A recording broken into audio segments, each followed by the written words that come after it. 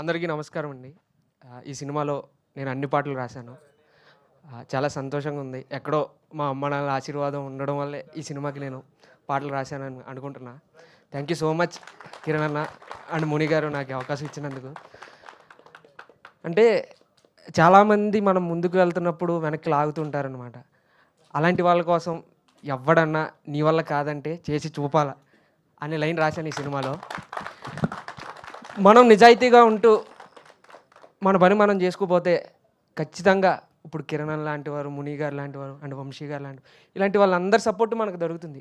ఇక్కడ వరకు నేను రాగలిగానంటే వీళ్ళందరి సపోర్ట్ వల్ల నేను ఇక్కడికి వచ్చానని చెప్పగలుగుతాను. నేను ఎన్ని పాటలు రాసినా చాలామంది నన్ను ప్రేమిస్తూ మీ పాటలు నచ్చుతున్నాయని చెప్పి వాళ్ళు నన్ను ట్యాగ్ చేస్తూ ఇంకా ఇంకా రాయాలని నన్ను ప్రోత్సహిస్తుంటారు. సో నెగిటివిటీ ఎంత ఉన్నా సరే నన్ను ప్రేమించే వాళ్ళు చాలామంది ఉన్నారు కాబట్టి నేను ఈరోజు ఈ స్టేజ్లో ఉన్నానని నేను అనుకుంటున్నా. అండ్ ఈ సినిమాలో ఒక పాటలో రాశాను నేను, టీవీలో నటనంతా మన చుట్టూ ఉన్నోళ్ళే చూపిస్తుంటారు ఎన్నో పాత్రల్లో అని. అది నిజం.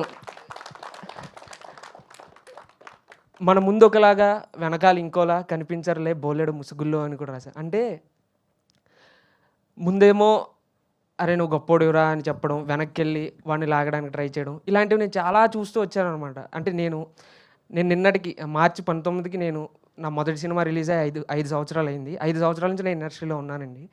సో చాలామంది చాలా వెనక్కి లాగినా సరే ప్రోత్సహించే వాళ్ళు మాత్రం నన్ను ఇంకా ముందుకు నెడుతున్నారు.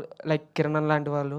కిరణ్ అన్న అయితే నాకు మెసేజ్ చేసి తమ్ముడు నువ్వు ఇంకా చేయగలవు అంటే మనకి ఏవేవో ఇప్పుడు ఒక ₹1,00,000 ఇచ్చి నువ్వు ఎదగాలి, లేకపోతే ఒక 2 కోట్లు ఇచ్చి లేకపోతే 3 కోట్లు డబ్బుల పరంగా కాదు, ఒక చిన్న మాట సాయం నువ్వు చేస్తావు తమ్ముడు, లేకపోతే ముని గారు లాంటి నువ్వు చేస్తావు తమ్ముడు, చేయగలవు, చేసేయగలవు.